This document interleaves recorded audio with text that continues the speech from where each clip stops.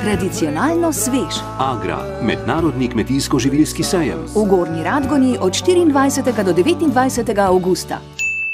Med nepogrešljive in izjemno pomembne kmetijske ustanove pri nas sodi tudi Zadružna zveza Slovenije.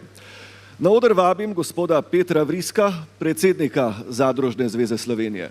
Spoštovana predsednica Vlade Republike Slovenije, magistra Alenka Bratušek, spoštovani gospodje ministri, ostali visoki gostje, predvsem pa seveda spoštovani kmetje, zadružniki, razstavljavci, vsem skupaj in lep pozdrav tudi v imenu slovenskih zadružnikov. Kot že mnogokrat v 140-letni zgodovini slovenskega zadružništva, tudi v tej krizi kmetijstvo in zadružništvo ostaja en trden temelj slovenskega kmetijstva in pa gospodarstva. To pa zato, ker delamo na dolgi rok, ker vemo, da ne moremo zapraviti tisto, kar še nismo zaslužili, ker nismo gledali na interese posameznikov v preteklosti, ampak predvsem na skupne interese. Preprost slovenski kmet ve, kaj pomeni biti gospodar na svoji zemlji.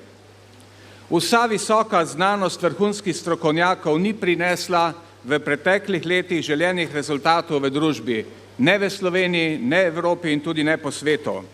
In na koncu ostane preprosta kmečka pamet in pa logika, ki je zdržala že stoletja in stoletja. Seveda pa moramo vedeti, da ne moramo kmetje danes pristajati na kakršnekoli dodatne obremenitve oziroma obdavčitve. Ne moramo pristajati na obdavčenje kmetijskih nepremičnin. Vedeti moramo, da je delovno mesto na kmetiji delovno mesto, ki je daleč najdražje, kar se tiče vlaganja v osnovna sredstva, od zemlje do ostalih nepremičnin in pa tudi premičnega premoženja. To še posebej velja za Slovenijo, ker imamo zelo majhne kmetije in je to breme na enoto še toliko večje. Tudi menimo, da ni pametno spreminjati davka od katastrskega dohodka, saj vsaka sprememba potegne za sabo mnogo nepredvidenih, negotovih posledic za kmete. Država pa razen administrativnega dela ne bo od tega imela nobenih koristi. Seveda se kmetje zavedamo težav v naši družbi, ki so takšne, kot jih samostojna Slovenija še ni imela. Kljub temu, da kmetje za to nismo odgovorni, želimo biti konstruktiven del slovenske družbe pri reševanju te krize. Vendar pa želimo, da se upoštevajo naše stoletne izkušnje z naših kmetij in pa z naših zadrug.